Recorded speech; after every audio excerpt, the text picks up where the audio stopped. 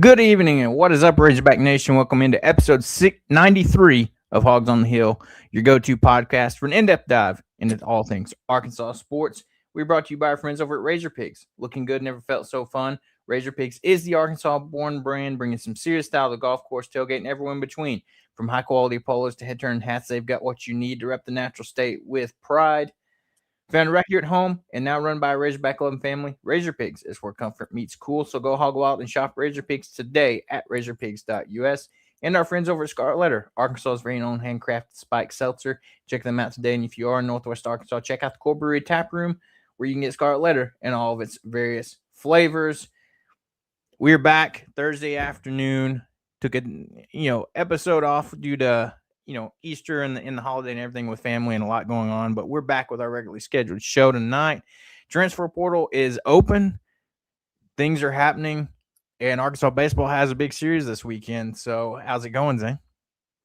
Besides allergies making me just feel like I have a, 200-pound weight on my face right now, I'm doing pretty good. We can get into it with transfer portal, but being optimistic, being real with it, so can't complain about too much. How about you? Yeah, same here. I mean, like you said, it's that time of year where allergies start flaring up. I haven't been affected too much, but also, like you mentioned, knock on wood. Right, 100%. But yeah, I mean, can't complain. I'm just interested to see what happens with, we've got 2 weeks of transfer portal. We're 2 days in. So we got 13 days left, and I'm interested to see what Arkansas is going to do. And then also, it's going to be an interesting weekend for Arkansas baseball, as we'll talk about it here in a little bit. But, we've got a little bit of a different starting rotation this weekend. I think that was due time and very much coming after last weekend. And then we'll talk a little bit about Arkansas football and spring practice. There are a few practices in, and we'll see how it's going and talk some quarterbacks and other things. So we'll dive right in with Arkansas basketball, though, as the transfer portal has been open for 2 days. We know for sure you have 4 Razorbacks that have entered the portal. The two most notable, DJ Wagner, Carter Knox. Those are two I think we both have talked about several times that those were the two that most likely would enter the portal if anybody did.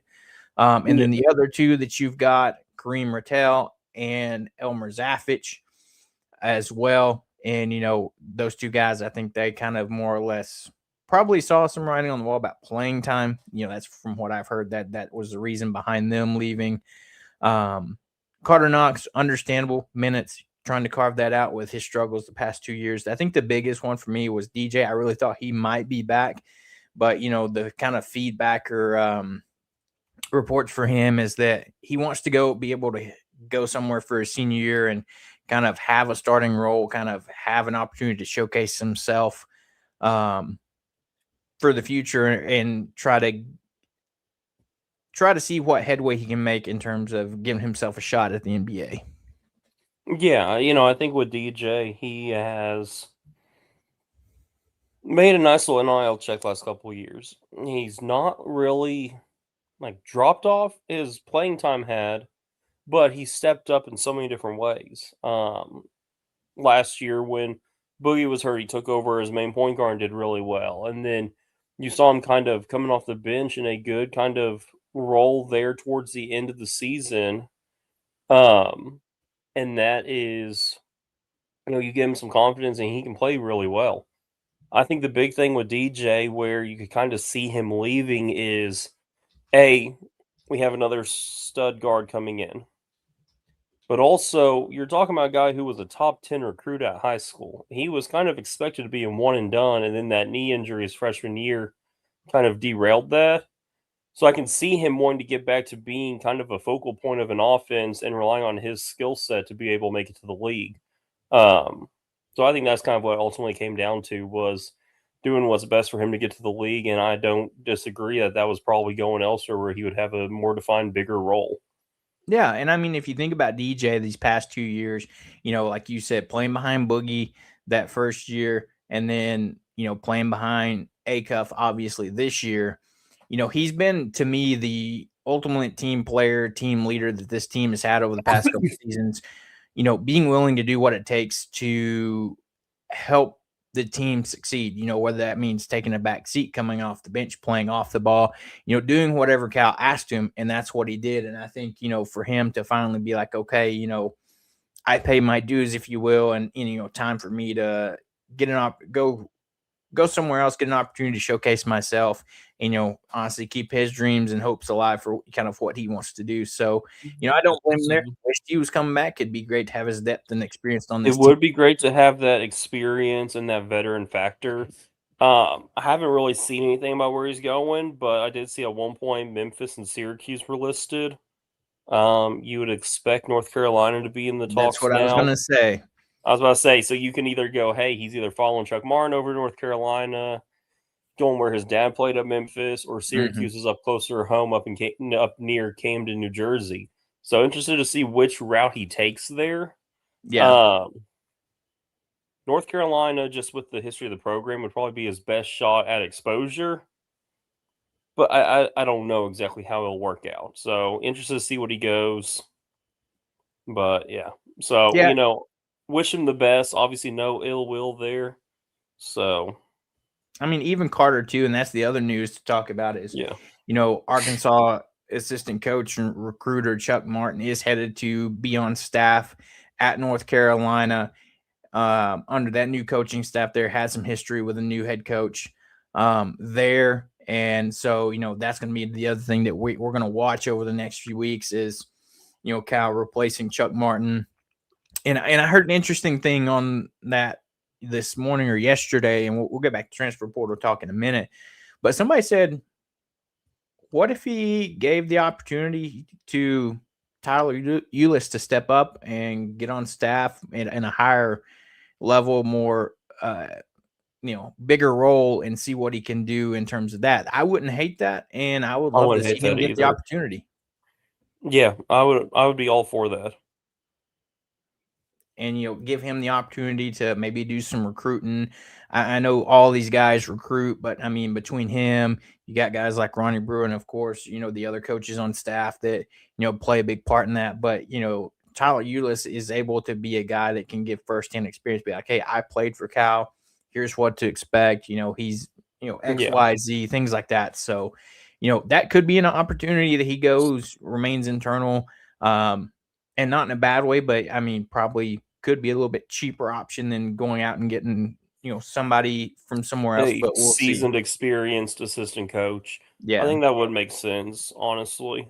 So, but talking transfer portal, so we know guys that are leaving out, guys that are out of eligibility. So that's you're looking at about 6 guys there, give or take.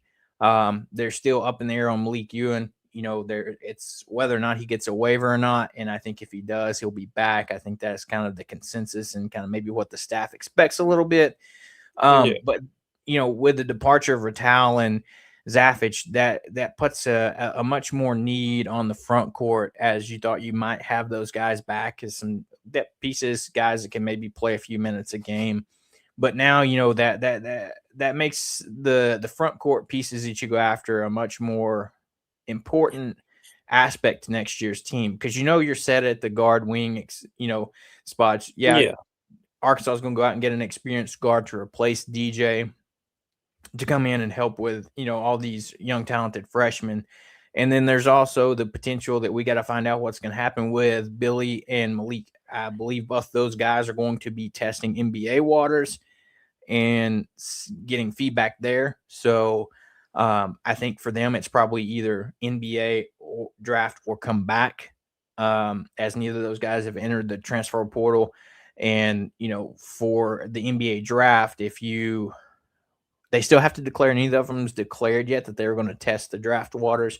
But I believe May 27th is the last day to remove your name from the draft pool and come back to college. So, that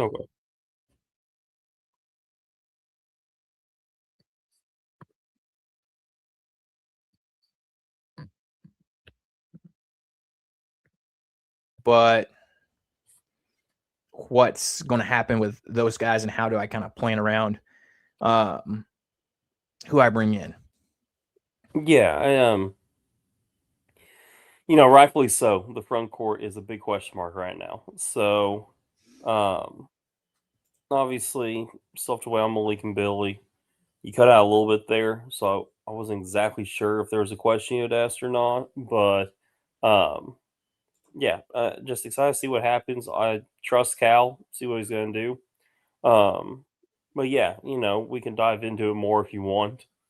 There's not a whole lot of concrete stuff right now to go off of and talk about, I think, but there's a lot of speculation we can do Yeah. on kind of guys you're going to look at and all. And I mean, the number one guy to talk about that, we kind of hit on it last week, that everybody assumed automatic hog, may not necessarily be the case is Santos Cyril that entered the portal, and he actually entered the portal with a do not contact tag, meaning he already kind of had in his mind a school or two on where he wanted to go. It came out that it was really between Arkansas and Miami. And from what I heard, no concrete, things, but, it pretty much turned into a bidding type war. And as we know, Cal's made it public that he's not going to, deal with Yeah. situations like that. And so I think, things started trending Miami's way. I mean, if that's the case, great. But, he was recruited hard by If the Cal. numbers they're saying are true, then I think it's almost you're overpaying for that because, Right. yes, he's won it ever once, but still, you have to acknowledge he's very one-dimensional, very much a Oscar Tshiebwe type player. Right, Oscar Tshiebwe is great, but he hurts the spacing on the floor. He can't stretch the defense at all. He dunks everything, blocks everything, but also has a lot of foul trouble. Also has some off-court issues. Well, on-court attitude issues. Let me rephrase that. So there is some baggage, and there is obviously some negatives to him. I think that if the asking price of what's being rumored is the $4 million, I think you're wise to not pay that for someone of his skill set. Right. And the other thing too, another guy that we talked about that is in the portal, very similar to Cyril, and could have potentially more upside, but there's also some baggage there with it. Is Mosilla from Georgia Tech? As we know, Arkansas was in his top 3 coming out of high school, and ultimately chose to go to Georgia Tech after, from what it's worth, is they outbid Arkansas at the last minute, came in and bumped up that NIL just a little bit more, and he ultimately went there, but was injured pretty much half the season this year. Didn't play a ton of games, but looked decent in what games he played in. But, there was some speculation that, was he really injured that full half of the season, or did he kind of not give up on the team, but kind of shut himself down? And so that calls into question some, issues or, attitude type things on, how would that translate under Cal? And, he could be a guy that has tremendous upside, and, that would be, I feel like maybe a lower asking price than maybe a guy like Cyril, that you could get him not for cheaper, but, there's not much to go on off of him. Yeah, the talent's there. But Yeah, and there's I'd be perfectly fine going after him and another big and having those two and you and just a little bit more depth up front. right. If you're talking about 2 guys similar to Mosilla or Somto Surreal, I'll take the 2 guys like Silla. I feel like that's a no-brainer, just considering how A, up-tempo our offense was, and B, your bigs, if they're running the court like that, they're going to be taking a lot of breaks. They're not going to be playing 35 minutes a game normally. Now, if they're the big Right. bruiser guys, definitely not. If they're like Malik Ewan, who's a little bit more agile of a big, they can do that. But I don't know. It's interesting for sure where they're going to go with it. I do think that it is way too early to be stressing about it. Cal's been here before. He's had survivable front courts in the past. But he's always corrected that. At least in his coaching career, there's been multiple times where he either has one solid big and then no depth, or even just a lack of playable quality bigs, and then next season he's corrected it.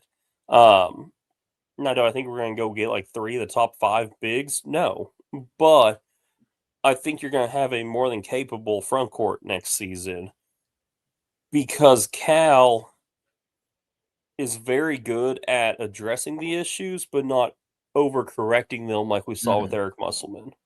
Musselman were correcting things. Oh, hey, I don't have any posts. Cool, let me go get 6 posts out of the portal and see. Cal's very good about not overcorrecting, but addressing those issues to where it's not an issue in back-to-back years. Now, in the past where Cal has struggled is mid-season changes when your posts aren't stepping up, when you have injuries or when you have someone not performing the way they have, and you saw that this year as well. When your front court is struggling, he tends to have a harder time mid-season addressing it because he very much tailors his offense to his players' skill sets. So they've spent the entire offseason focusing on 1 to 2 guys in the front court. Now suddenly you can't do that. You can't go in and change the entire offense around it. Right. So the following season, though, he's very good at addressing that and getting the team to play through that guy's strengths. So I don't think it's anything to worry about or stress about. Yeah, cool. We might not get surreal, but I think we'll still be just fine with the post. Well, and one thing to consider about Cal, with this off-season stuff is he's very much 360 of Eric Musselman when in terms of anytime we contacted the guy was coming to campus, whatever. It was posted on social media. Yeah. Cal is and very much Mark, he's 7 foot 255. At least on ESPN, he's 255. And so for Cal, it's very much the opposite. He's going to keep quiet until kind of the deal sealed, and then it's going to be announced. So, it could be we are talking to a lot of these top guys, and it's just not being reported, or not necessarily being reported, but it's being closed off, hush, hush, very inner circle, small group of people that know, contact, probably agents, stuff like that. So, I trust that Cal's got a plan. It's just he's not, spreading that plan everywhere across social media like Eric Musselman. I forget who it is on Twitter, but someone has a transfer contact thread that they started. And it's like, oh yeah, we're at like 10 guys, whereas at this point Muss would be at 80 players. And it's like you don't know who he's actually going after. Cal is very selective with that. I think that almost plays to his favor. But yeah, transplant, when I said a capable front court, I mean capable capable of holding their own against elite front courts, being a above average front court, but able to hang with the big dogs, not getting bullied in the paint like we saw with Arizona and Florida this year. Which, if your guards and wings are as good as we think they are, then that should be enough to at least compete for one. Just because it was such a glaring issue for us, I don't think it'll be a glaring issue. When I said capable, I meant championship level competing capable and capable of holding your own against the elites. So, right. And, I saw Transplant Texan mentioned it up earlier in the comments, but 2 guys that, we haven't talked about, but it's being reported that they'll be back is a guy in Isaiah Sealy that, if reports are, you got to take everything with a grain of salt because everything can change. But as of now, both Sealy and Paolo Samito are planning to return. Yes, Samito is a 7-footer, but it is being talked about that he's going to be used more at the 4 spot than necessarily a true 5. Very much similar to a maybe not share of the offense, like the offensive share, but style of play could very much step into that Trevin Brazil type role. He can hit some corner threes when he needs to. He's long, athletic, and jump. So he's a guy that I think would have gotten a few minutes. Would have been right there with Sealy. He was actually a higher ranked recruit coming out of high school last year than Sealy. I believe Sealy was 65th on ESPN and Paulo Samito was 50th. Was top 50, yeah. Yeah. So both of them are very good. I think that with Semedo having the collarbone issue, that derailed his season. They ended up just redshirting him, but he is the guy I would expect to see at least 7 to 8 minutes a game next season if he returns. So Right. And so it's going to be interesting to see, how that's, tackled. But like we said, it's reported that there's one visitor coming this weekend. We don't know who it is yet. That's kind of been kept quiet. But wouldn't be surprised if it is a big, or if it's one of these guards. Cal's going after another guy to talk about that we didn't necessarily talk about is BYU's Rob Wright has entered the portal. He's been linked to Arkansas. A veteran guard that you can bring in, kind of replacing DJ, can be an experienced guy along with these young talented freshmen. But I've also heard his asking price is starting at $4 million. So I don't know how that's going to go. I wouldn't justify spending $4 million on a guard whenever you got some good young guards coming in. You can go find a veteran guy, for a much more value added price, yeah, and spend more of that money on your front court. and I think he would want to be more of a focal point of an offense if he were to come, but very much could play a Nelly Davis type role if need be.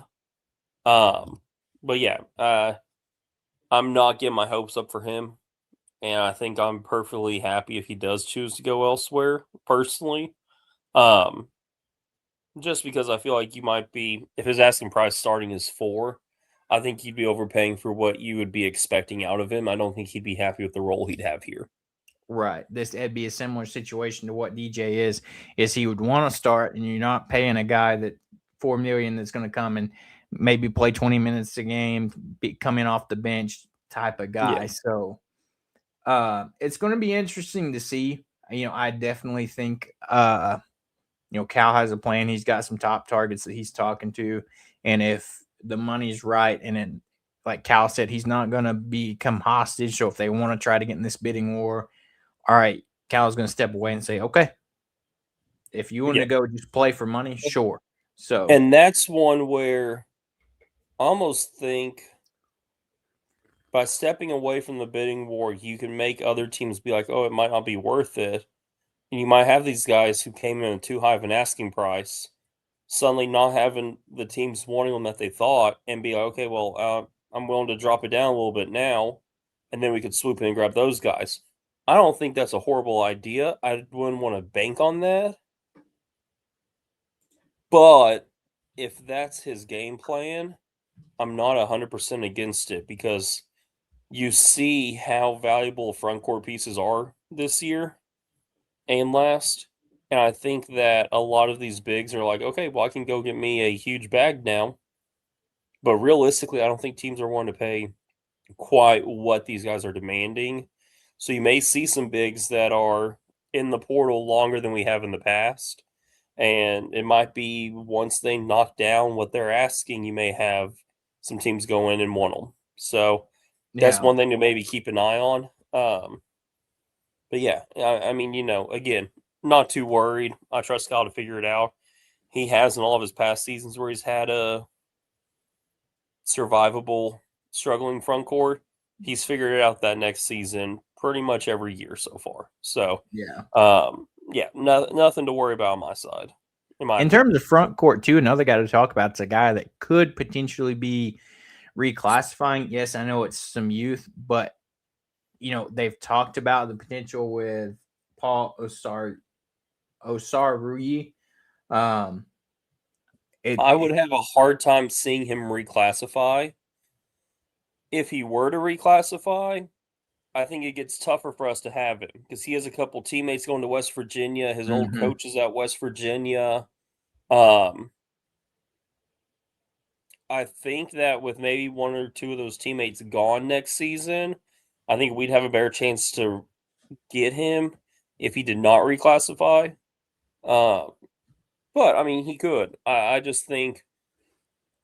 I think if he does reclassify, it turns into a 55-60 West Virginia compared to us.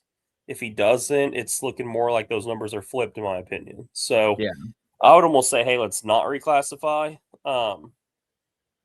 But yeah, it'll be interesting with him. That is obviously a possibility, but again, would not bank on that. Yeah.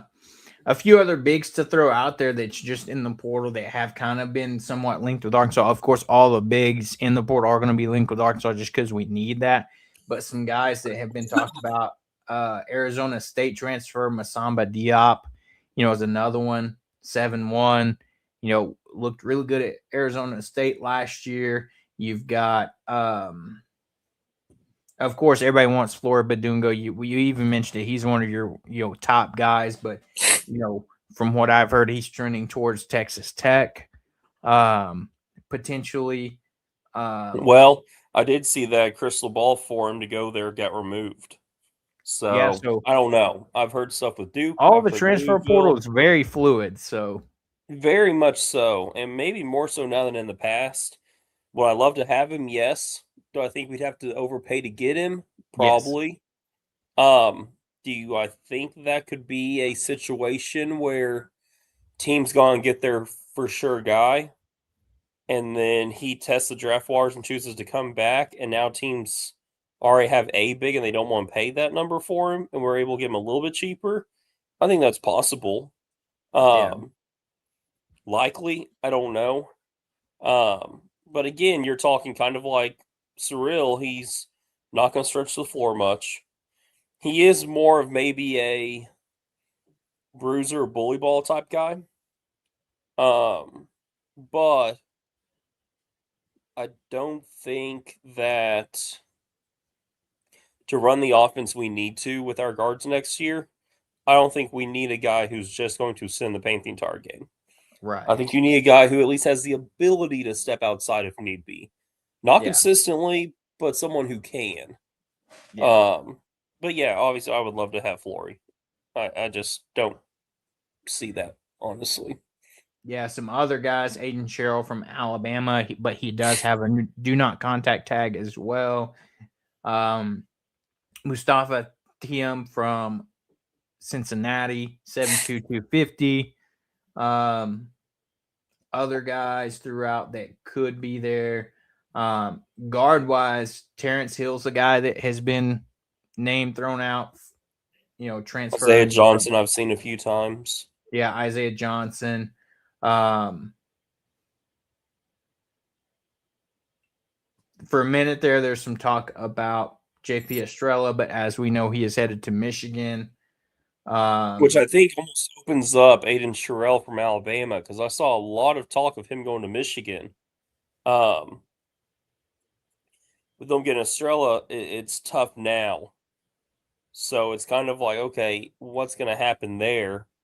But yeah, I mean, could they go get both of them? Yeah, they easily could. But they already have one big guy. I don't know if they're going to want to pay that much for two. right. Um, but yeah, transplant, you just said it. He is getting tied to Michigan as well. But again, with Estrella now being there, it's like, do you want to put all of your NIL budget into posts and not have a guard? Obviously, they're still going to have good players. Right. But it's one of those, I don't know. I think it's more fluid than people think, just because everything can change at the drop of a hat. You can Yeah. have someone commit that you weren't expecting, and then everything just kind of changes from there. Well, and there's also all this talk with Badunga, but you can't forget about his teammate Bryson Tiller I that would love Bryson Tiller.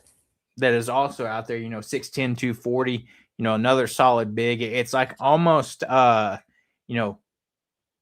it seems like almost the entire Kansas team is Kansas in the portal. roster. So that almost what does that tell you? I know there were reports that Self was going to retire, but I mean that kind of was put to rest a little bit. But that also makes you wonder. Well, it's like what's going on if you have all these guys entering the portal. So Clearinghouse retiring Stokes. yeah, Because at that point, hey, go right ahead. Pay as much as you need to for him. I think he is just another Darren Peterson. I thought you would have learned your lesson on that one, but maybe not. yeah. I mean, sometimes that's not the case. An interesting name that I haven't seen thrown around a lot, but I saw, looking at him, wouldn't hate it for Arkansas is the big transfer from SMU. Samet, I'm not going to even try to pronounce his last name, 72265, would be definitely a presence. But to your point, like you mentioned with some other guys, is not necessarily a guy that maybe fits Cal's style in terms of what he wants to do offensively. Yeah.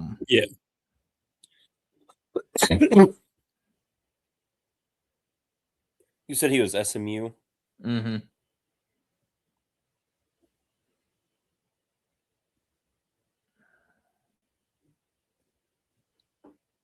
So he played in 18 games, averaged 28.6 minutes, 10.6 points. Yeah, from Turkey. That Yeah. I watched him play a couple times. He very much reminds me of a who is it? I'm totally drawing a blank. Mara from Michigan type role. Yeah. Just uses his body and is able to kind of stay on low. What was it? 10.7 rebounds. Not Yeah. bad stats for his minutes played. That would be he'd be able to clog up the lane on defense. I don't know if his conditioning would be fit for our style.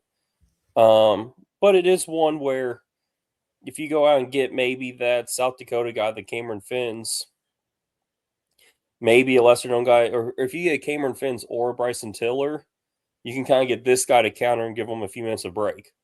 Yeah. So, I mean, obviously, we don't know what the game plan is there, but it'll be interesting for sure.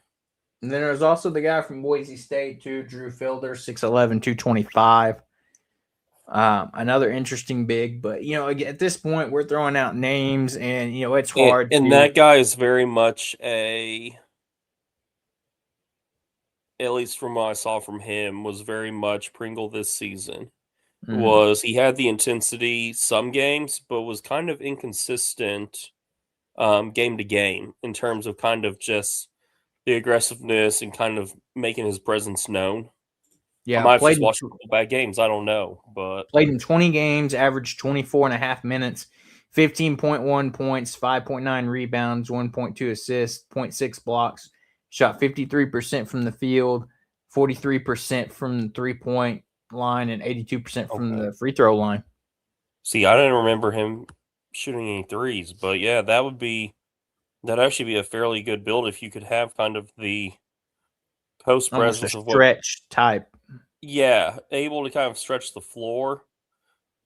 Yes, transplant. I know, but you have to also understand, like, I'm a big defender of Pringle. The dude was not 100% most of the season. Coming out of the locker room, he always had that back brace on, and you could tell he was in pain off and on the entire season. So I think that was one where, again, having the depth would have allowed, if you had been able to give him 6 or 7 games off to kind of heal, I think you might have seen a different Pringle. And that's a hill I'll go die on. It's one that I don't think he was 100%. I think that they were very quiet about it because he didn't want it to be known like, oh, I'm hurting, whatever. But I also think fans are kind of giving him an unfair negativity on that. Yes, he was inconsistent, but he was also banged up. Yeah. Another guy, Cal has the chance to do the funniest thing, go steal another Kentucky player with Muhammad Diabute. I would like that. I mean, Go not get Colin necessarily Chandler while we're at it. Right. Not necessarily your true big with Diabute, but 6'7", 220, will be a great, 4 asset there. Appreciate it, transplant. Yeah. And then, other guys that I've heard, he's got a crystal ball to Kentucky right now, but Magoon Gwath from San Diego State. I would like him. Do I think Kentucky's going to overpay for him? Yeah, I think Kentucky's going to overpay for a lot of people. And I think it might turn out same as it did this year because I just feel like I don't know. I just feel like Pope's going to work so much on chemistry and being a team player that he's not going to have any dogs that can just get downhill and go score. Right. So, hey, if we lose a guy to Kentucky, I'm fine with it because that means, sure, Kentucky got a guy that we might have wanted. Okay, cool, but they're probably not going to succeed too much. Yeah, 100%. So, and plus, when Pope gets fired next year and they enter the portal again, we can just get them then after a year of development. Yeah, 100%. So, it'll be interesting to see, but we'll keep things updated here. As things develop, like we said, things are going to be pretty much need to know basis for Cal and his team until essentially the T's are crossed, the I's are dotted, and it's a sure thing. And then you'll start hearing a name and things being announced. So we'll keep you posted. Keep up with us, and we'll let you go. Yes. Transplant Texan. You are not wrong. I wasn't even going to bring hiring that a dad part to get up. a 4-star to sign. They are in big blue shambles. I mean, I wasn't even going to bring that part up because I already feel bad giving Kentucky the time of day that I've already given them. But right, you kind of love to see it. I mean, it's hilarious. So yeah, I'm very much enjoying watching them strike out on guys left and right. Yeah, 100%. 100%. They're striking out kind of like our baseball team has been. The funny thing is you're not wrong. I'm glad Hobbs isn't here to get mad at me for that. Fair enough. Because he would. Yes, he would. But, with that, we'll jump over to baseball. Just stay tuned with us, and we'll keep you up to date on all things transfer portal. But as we jump over to Arkansas baseball, big road series coming this weekend. But they did play at home and finally get back in the win column on Tuesday as they took on Little Rock. Yes, as Little Rock, you should have won to begin with, but it is at least some momentum. You get back in the win column, and maybe, you can take something or some momentum from this game as you go on the road this weekend again. But Arkansas wins 7-0. You saw a handful of guys get innings in this one. Tate Mulgar getting the longest stint, getting the start in this game. He went 3 innings, 2 hits allowed, no runs, 1 walk, 1 strikeout on 42 pitches. So an efficient 3 innings for him. Then you have Parker Coyle come in for an inning, 1 hit, no runs, no walks, 2 strikeouts on 20 pitches. Steele Eves pitched 2 innings, 1 hit for him, no walks, no strikeouts on 13 pitches. The interesting one here, Gabe Geckel, you saw him come in this game, pitch just for an inning. He pitched a total of 14 pitches, and that kind of plays into, I think you know where this is going, and in terms of he's going back to the pen, at least for now. He came out, pitched an inning, 1 hit, 1 strikeout on 14 pitches. Cooper Dossett, an inning, 1 hit, 1 strikeout, 12 pitches. And Ethan McIlvain closed things out with the final inning, allowing 1 hit, 2 strikeouts on 24 pitches. In terms of offensively, you saw a few guys get going, but guys still struggled some. Ryder Helfrich, of course, doing his thing, going 1 for 4, scoring a run, has 2 RBIs. Of course, continuing to be the one guy on the team that is being consistent. And then you had Zach Stewart go 1 for 2, 2 runs scored, and RBI. Had a home run in this game. It was nice to see him kind of, maybe that's getting him back on track, because we saw him non-conference play going into conference play, hitting the ball really well, struggled so far in this first few conference series. But, in terms of this weekend, moving on from this, looking into this weekend, I think this is a big weekend for Arkansas because you need to really, avoid getting swept, but you need to find a way to win this series because, you lose this series, the rest of the season out, you don't have too many left, and, they're not getting any easier. You come back from Missouri. You've got a gimme one in there. But with this team, I don't even want to necessarily say that's a gimme, but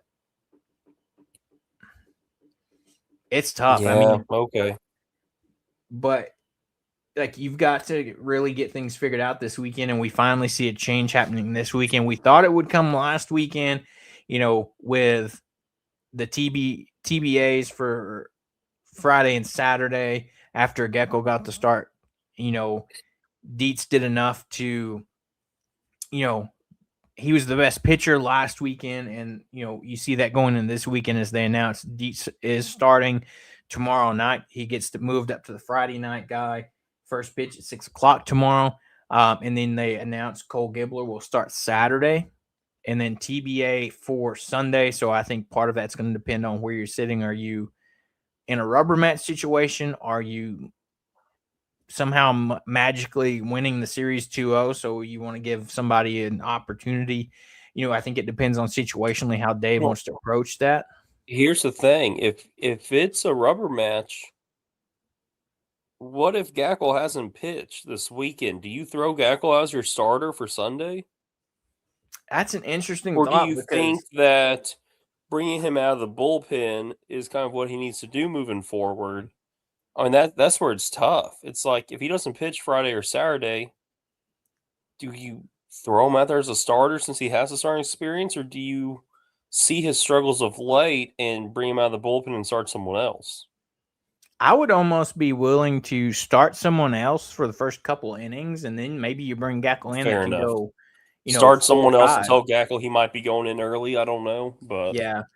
But also, I could see Sunday very much being a pitch by committee situation. You have guys coming in for an inning, 2 innings, like very similar to what happened Tuesday night. You had this guy get an inning, this guy get an inning. That way, the hitters aren't getting settled in with one guy, but also, hey, if a guy ain't got it, if he can get through an inning, all right, next man up type. So I don't know. I'm just glad to see there's a little bit of a change to begin with.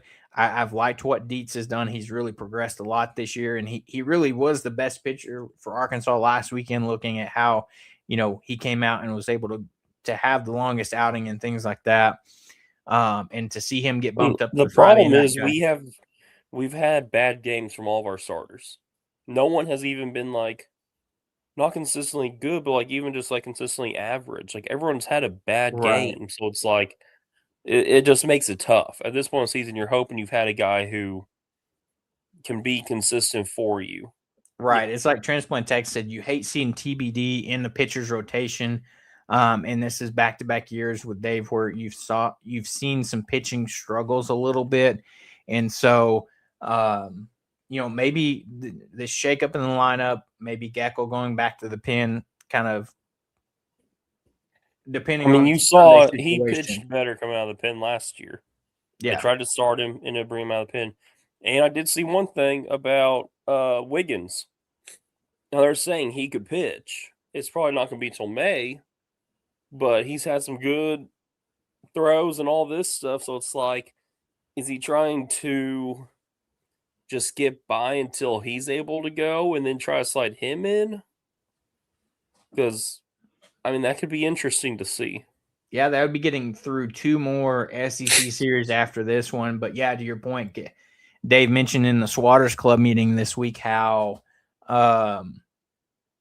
Wiggins has had some really good bullpens and honestly could pitch for them right now, but he doesn't necessarily want to rush him back unless, I say unless they absolutely have to, but, I think Dave is going to be very cautious with him. If you can kind of piece things together until May, it would not be surprising at all to see Wiggins get into, one of those starting spots. Those first few games might not be more than 2 to 3 as they're trying to condition him back. But, if that's the case, you could have him back in a very fresh arm ready to go, knock on wood. If postseason play is still a potential, which I believe it will, I think Dave will get it figured out, but it's going to be, you've got 2 weeks and 2 SEC series that are going to be big time things coming up that you've got to make it through first before you get to May, and Wiggins is fit. You hit that timeline that you kind of set up for yourself. Yeah. So it'll be interesting for sure. Hopefully they can turn things around. Yeah. And you look at it too, with your batters, you still have guys. Carter Rutenbar is still leading the way with the highest batting average on the team at 355. And still has half the at-bats at what the other guys do, but it looks like he is at least with the injury to Ruiz, has really cemented himself into this lineup for now. Coach Gilles back to 307. You got Helfrich hitting 304, Micah News at 286, Zach Stewart at 273. So you still got some guys doing, good things. They just need to be more consistent with it. And I think, it's like Dave said, guys like Camden is just pressing at the plate, really struggling and really putting a lot of pressure on himself and just swinging at some bad pitches. And so if they can just get back to playing some baseball and kind of get some confidence going there, it's going to be hopefully what this team needs to get jump started. And maybe, they can come out Friday nights. Dietz can be electric and give them a jump start in this series. So, yeah, hopefully so. But, again, big one this weekend, as you do have Alabama ranked in the top 10, number 8. So, Arkansas is barely hanging on by a thread in the rankings, in terms of having the streak of being ranked, for how long they have been. And, everybody was like, surely they drop out this weekend after losing on the road to Auburn. I think winning one game was a big factor into still maintaining being ranked. Yes. Now, if you can come out and, take the series against Alabama, top 10 team, you're doing great, not only for the confidence in this team, but also, you're going to jump back up into probably the mid-teens after that. So, yeah. Did not like seeing what Bama did Tuesday, though, 16-2 in 7 innings. You talk about what they did, then we need to talk about what Georgia did. That was what I was going to bring up next. Georgia, absolutely. Oh, my goodness, to Presbyterian. 28-3 in 7 innings. And coming it was off of that 23 after 4? Yeah. Or something. I believe they had like a 14-run inning at one point early in the game. Yeah, so in the first they scored 0, the second they scored 14, the third they scored 9. So there you go. Actually, Presbyterian scored in the first inning. So Presbyterian was up 1-0 entering the bottom of the second. By the time they got out of the bottom of the second, they were down 14-1. Yeah. And so we'll see what happens with this baseball team. I'm very interested to see how they approach this weekend with a new pitching rotation. Can guys get it going from the plate? And, because everybody can tell the frustration that Dave has, especially seeing him in the dugout. He even joked at the Swatters Club meeting that he went and offered Norm his job back, and he said he didn't want it. So, but, I after all these years, I feel like with his experience, he's trying his best to figure it out, and we'll see what happens. But I'm not going to count him out until all the cards are dealt, if you will. So we'll see what happens with this weekend, and hopefully they can get some momentum, take some momentum from the midweek win, take it into this game, and find a way just to get it done and win the series. If you happen to somehow miraculously sweep, I would love it. But, I think that's asking a little much right now. Too. I feel like Hobbs would be very happy on Sunday if we were to sweep. Oh, 100%. 100%. So, with that, we'll jump over to some Arkansas football as spring practice is going on right now. I think there's still some question marks, and, it is – you do have to consider, A, it's spring practice, but B, it's first spring practice with a new coach implementing his system and things like that. And, one of the biggest things Arkansas needs to fix, other than, replacing, your starting quarterback, that, another thing is the offensive line. You lost some pieces off that offensive line. You got some new coaching, and Arkansas has 2 offensive line coaches this season with Marcus Johnson and Jeff Myers. And 2 guys, that are transfers that have been making impacts or, making themselves known in spring practice so far has been redshirt senior transfer Bryant Williams and junior Memphis transfer Malachi Breland. Both, have been going with the first team this year or so far through the spring. The big thing from the coaches is they want consistency. And, you're trying to mesh, your guys that are returning like Kobe Branham, Caden Kittler, with some of those transfers that came in. I mean, we talked a little bit about that last year, but, Bryant Williams was one of Arkansas's biggest additions in the transfer portal. He was the 8th best offensive tackle, 75th highest ranked player in the portal. He played 4 seasons with Louisiana. He's 6'7", 319, appeared in 37 games, started 14 times, including 11 starts last season with 0 sacks allowed. Yes, you're going from Louisiana to the SEC. But the fact that he's standing out in practice so far this week, I think is a good sign. And so, you want to have a great offensive line, especially with a new quarterback under center. And yes, we don't know who that's going to be yet. Both KJ Jackson and AJ Hill have been splitting reps. One guy gets the start and run with the ones one day, the next practice, the other guy gets it. We've been seeing highlights, different things where they're still working on rapport with these wide receivers, wide receivers stepping up. I mean, it wasn't necessarily with the ones, but, you saw a big catch by Antonio Jordan, one-handed catch, and, the talent's there. Didn't he have a couple big one-handed catches last year in the preseason too? I think so. Last summer he had one as well. That sounds right. But, a few other guys that have been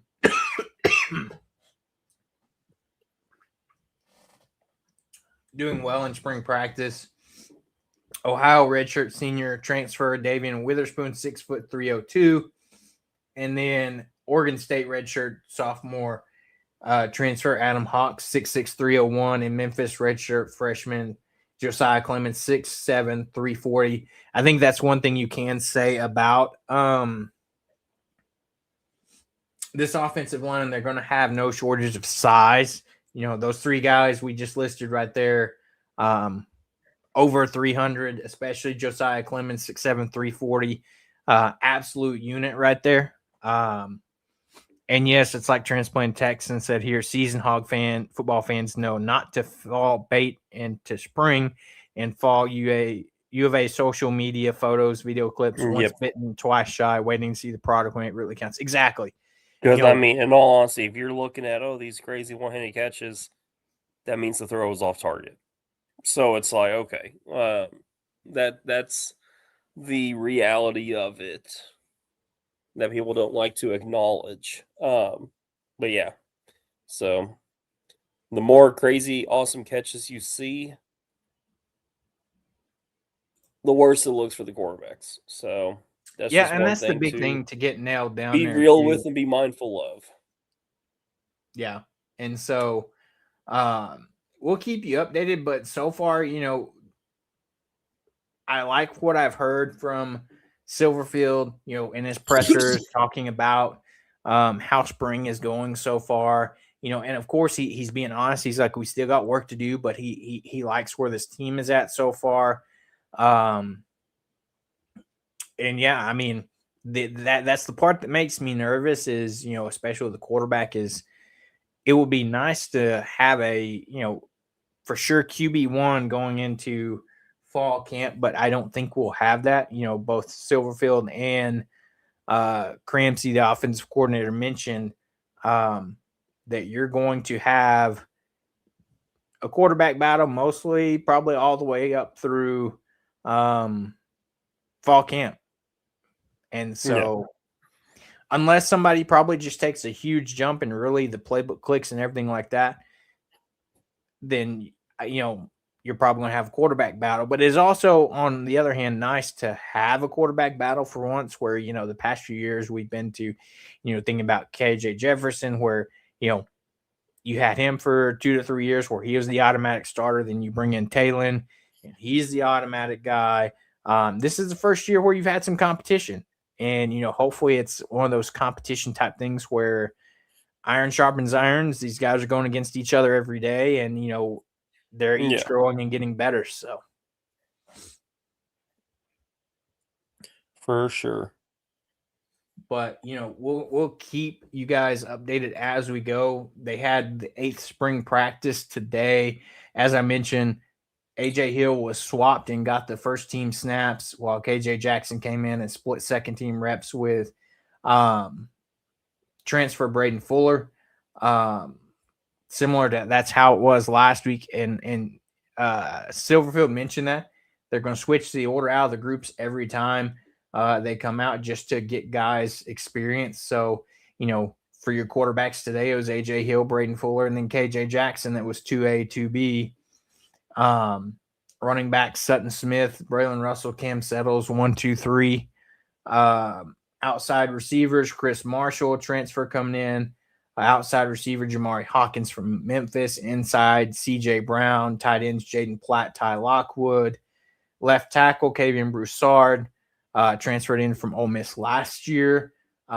Left guard, Malachi Breland, transferred in from Memphis, obviously. Caden Kittler starting at center with Cash Courtney backing him up. Right guard, Kobe Branham getting the start with Brooks Edmondson backing him up, 2 guys that have been here. Right tackle, Bryant Williams, the guy we just talked about from Louisiana, getting the start at right tackle today.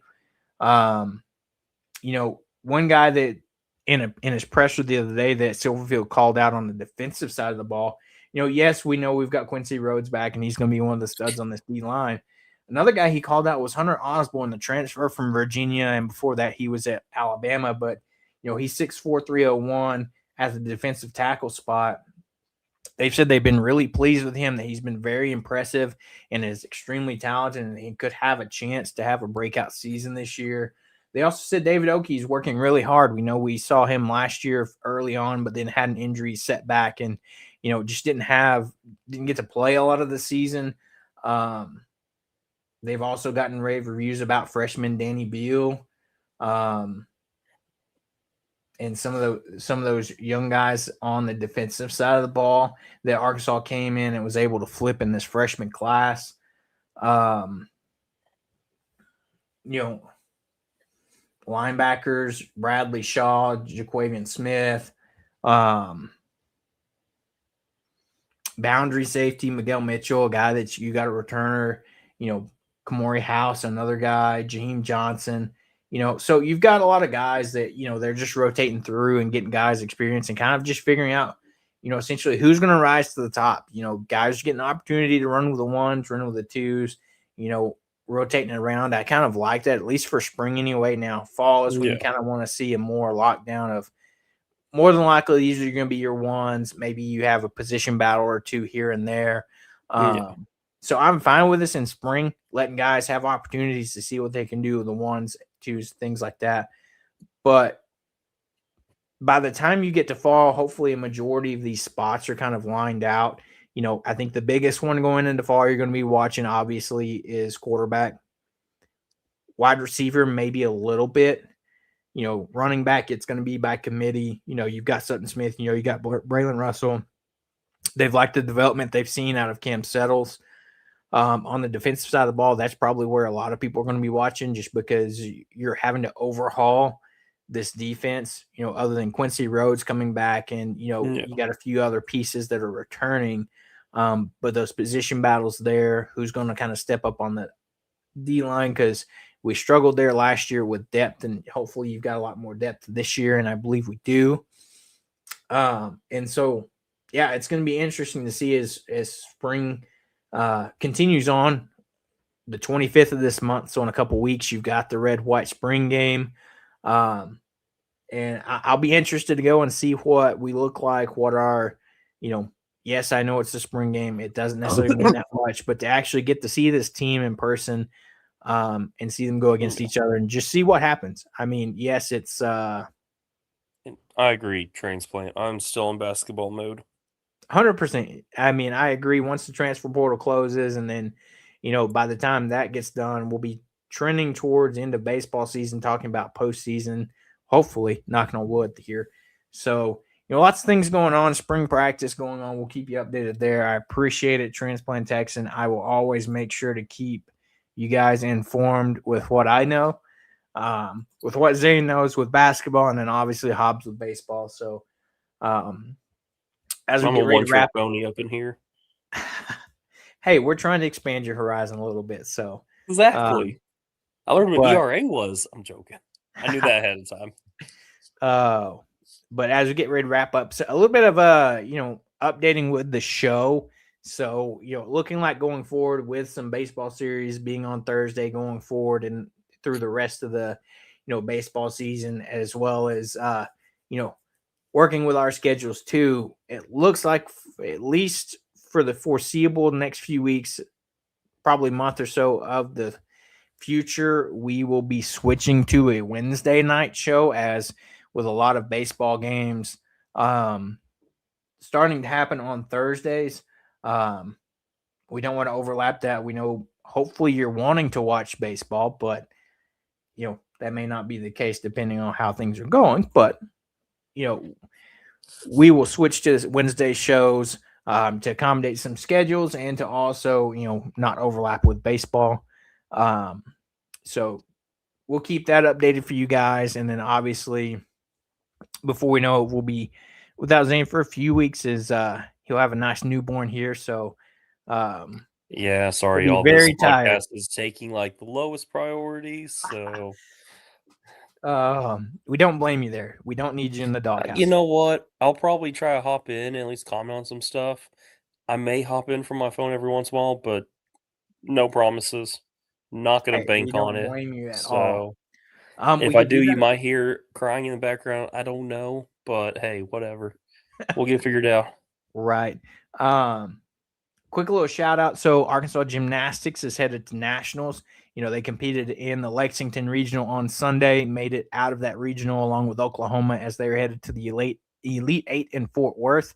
That'll take place next Thursday as they, compete for national championship. I know that's tough with Oklahoma, but, Coach Weber came out and said that they know when we're clicking on all cylinders that we can compete with the likes of Oklahoma, UCLA, some of those top tier teams that have historically had success and really won championships. And so, gotta love that confidence. And so we'll see what happens then. And then Arkansas softball, 33-5 on the season so far, 8-4 in conference play, on a 4-game winning streak. They had the sweep of Auburn this past weekend after taking the series against Florida. So back-to-back series wins. They are headed to Mississippi State this weekend. Depending on what poll you see, they're ranked 15th, 13th. Arkansas's top, I believe 6th. But they'll be at Starkville this weekend, Friday, 5 o'clock start time, Saturday, 2 o'clock, Sunday, 11. And so, hey, at least one of the Diamond Sports is actually doing really well. Not written off baseball, but it seems like so far this spring, softball is carrying things right now. So, yeah, good to see one of our Diamond Sports doing really well. And then you did see after, yes, prayers for adequate sleep for Zane. Yep. But we did see Dakota Kennedy get the golden ticket for softball after this series this weekend. And if you don't know what that means she got the opportunity to play in professional softball in the AUSL, where she'll get to be part of that draft and get drafted very similar to how Brie Ellis was last year. So good things going on there. You got to love it. So we'll get ready to wrap up here. We'll keep you updated. Next week, we're going to shoot for our first Wednesday show as baseball next week. We'll be starting on a Thursday. So you'll have your midweek game next week at UAPB in North Little Rock at Dickey-Stevens. And the next Thursday, April 16th, is baseball gets started. So, it'll work out great for us to be live on Wednesday. So, with that, we'll wrap up here. Baseball this weekend. First pitch 6 o'clock tomorrow for baseball, 5 o'clock for softball. Transfer portal news is always happening, so keep a watchful eye on us, and we'll keep you updated across our social medias. Transplant Texans said, I'll be replay crew for Wednesday shows. Catch you in the after show comments. We appreciate it. Anything Fair else? enough. So with that, we'll wrap up here. As always, don't forget to like and subscribe to the show on YouTube, Apple Podcast, and Spotify. Make sure you hit that like and subscribe button. That way you don't miss any time we go live, especially in this time right now with the transfer portal and a lot of news going on. Before we get out of here, Zane, you want to hit them with it? Ooh, pig always. There you have it. So, from Zane, myself, we're going to wrap up and get out of here, and we'll see you on Sunday for our Razor recap, where hopefully we're in a positive attitude and you have a positive Hobbs this week. So with that, Zane and myself, we're going to get out of here, and we will see you on Sunday.